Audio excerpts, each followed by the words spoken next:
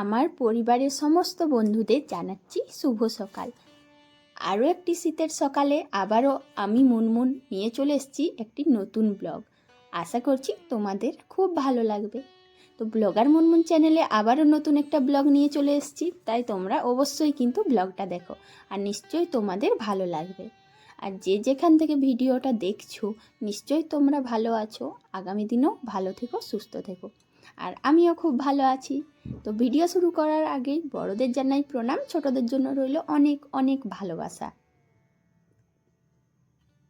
সত্যি বলতে কি বলো তো বন্ধুরা, আমাদের মতো গরিবদের বাড়িতে মাছ ভাত তো দূরে থাক, শাক ভাতেই যথেষ্ট। আর এটাই আমরা খুব আনন্দ করে তৃপ্তি করে খাই। আর সেই ব্লগটাই তোমাদের সাথে আজকে শেয়ার করব। তাই পুরো ভিডিওটা দেখো, নিশ্চয়ই তোমাদেরও ভালো লাগবে। সকালের বাসি কাজকর্মে হাত দিয়ে দিয়েছি, আর তখন থেকেই তোমাদের সাথে ব্লগটা শেয়ার করছি। এই যে দেখো, সকালবেলায় উনুন শালটা একটু ভালো করে গোবর লেপা দিয়ে দিচ্ছি। সকালে ঘুম থেকে উঠে ব্রাশ করে অল্প একটু চা খেয়েছি, তারপরে বাড়ির বাসি কাজকর্মে হাত দিয়েছি। তো প্রথমে এই যে উনুনটাকে ভালো করে পরিষ্কার করে নিয়েছি, কারণ এটাই আমাদের লক্ষ্মী। উনুনে যেহেতু রান্নাবান্না হয়। আর এইদিকে দেখো আর এক সমস্যা হয়ে গিয়েছে। জানো তো বন্ধুরা, এই অসময়ে কাল হঠাৎ রাত্রিবেলায় মনে হয় একটু বৃষ্টি হয়েছে। তো কীরকম বৃষ্টি হয়েছে শব্দও পাইনি, হয়তো খুব অল্প করে একটু বৃষ্টি হয়েছে, যার জন্য দেখো কাঠগুলোও ভিজে গিয়েছে। তাই কাঠগুলো একটু রোদে দিয়ে দিচ্ছি। এই যে ছোট ছোট সরু কাঠগুলো আছে, এই কাঠ ছাড়া উনুন জ্বালাতে খুব অসুবিধে হয়। হ্যাঁ, মোটা কাঠগুলো জ্বলবে, তবে প্রথমে কিন্তু এই কাঠই দরকার হয়। তাই রান্নাবান্না শুরু করার আগে বাসি কাজকর্ম করতে করতে হঠাৎ মনে পড়ল, সেই জন্য ওগুলো একটু রোদে দিয়ে দিলাম।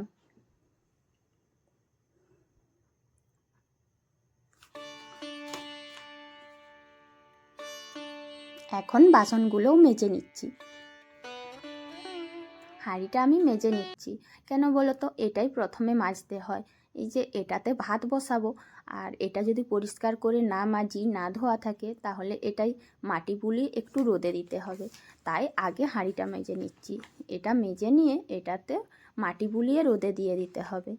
আর এটাও আমার মাজা হয়ে গেল, বাকি বাসনগুলোও এখন ধুয়ে নেব।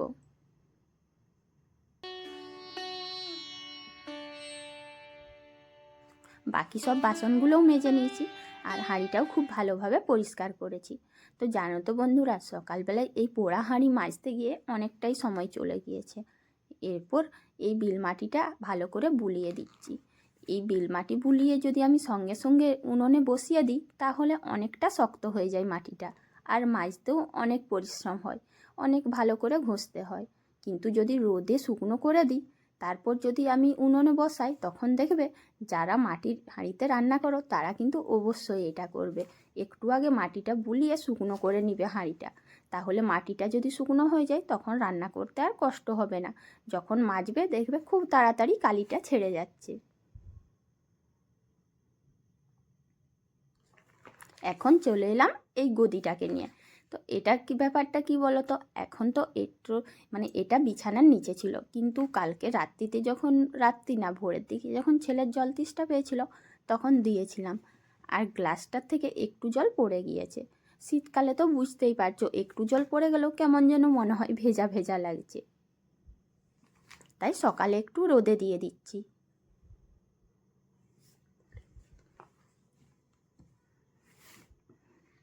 কালকে রাত্রিতে অল্প একটু বৃষ্টি হয়েছিল, যার জন্য আজকের সকালের আকাশটি কি ঝলমলে পরিষ্কার, আর রোদটাও ভালো উঠেছে।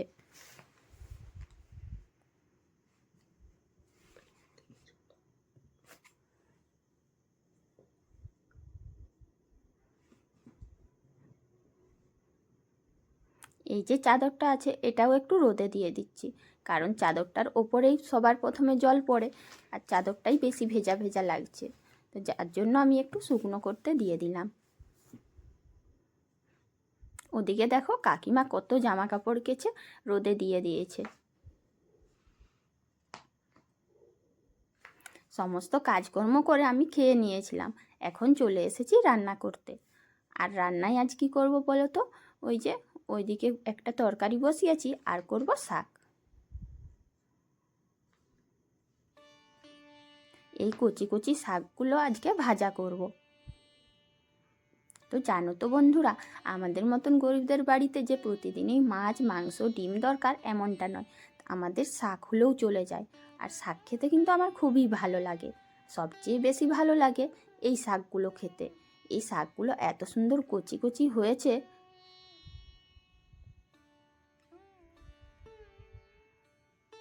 এই শাকগুলো একজন দিয়েছিল, আর সেই শাকগুলোই দেখো আজকে রান্না করছি। শাকগুলো কিন্তু বেশ কচি রয়েছে। তো সবজিটা কাটতে কাটতে হঠাৎ করে আমাকে বাড়ির ভেতরে ঢুকতে হয়েছিল, কারণ কি বলতো, ছেলে স্কুলে বেরোবে, আর স্কুলের জল বোতলটা একটু রেডি করে দিলাম।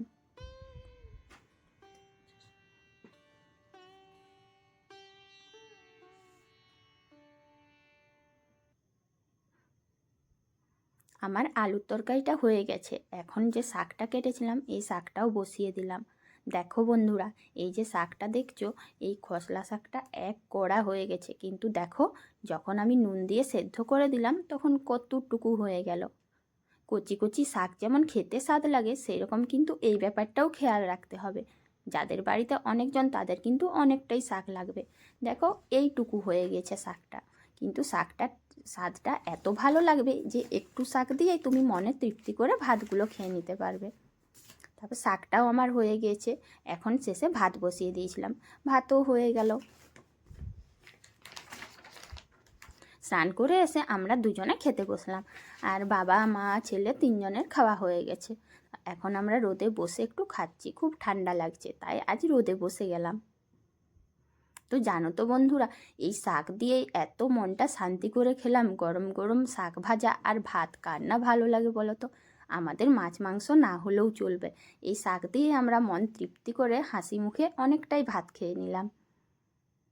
জানো তো, এই হাসি মুখে যদি মন শান্তি করে খাবার খাওয়া হয়, তাহলে সুখ সমৃদ্ধি শরীরের সব কিছুই ভালো থাকবে। আর শরীর শুধু না, শরীর স্বাস্থ্য মন সব কিছু ভালো রাখাই তো আমাদের কাজ, যার জন্য আমরা খাওয়া দাওয়া করি। তাই শাক ভাজা দিয়ে খাওয়া দাওয়াটা বেশ ভালোই করলাম। এই দেখো, এরপর বাগানে যখন চলে এসেছি তখন দেখছিলাম একটা গর্তর দিকে না তাকিয়ে দুম করে পড়ে যাচ্ছিলাম। তো যাই হোক, একটুর জন্য বেঁচে গেলাম, হাত পা ভেঙে গেলে কী অবস্থাই না হতো।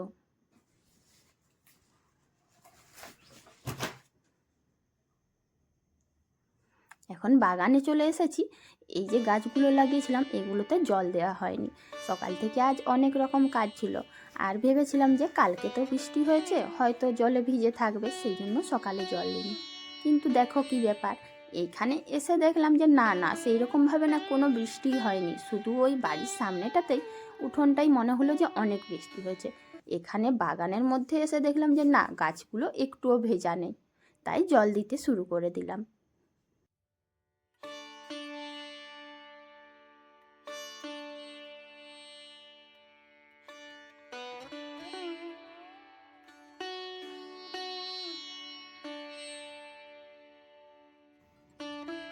এখন সব গাছগুলোই একটু একটু করে জল দিয়ে দিচ্ছি। এখন বাজে প্রায় 3টে। সকালে জল দেওয়া হয়নি, তাই এখন সব গাছে জল দিতে বেশ অনেকটাই সময় লাগছে। তো গাছগুলোই দিয়ে দিলাম জল, কিন্তু ফুল গাছগুলোই এখনও দেওয়া হয়নি, তাই ফুল গাছগুলোতেও জল দিয়ে দিচ্ছি।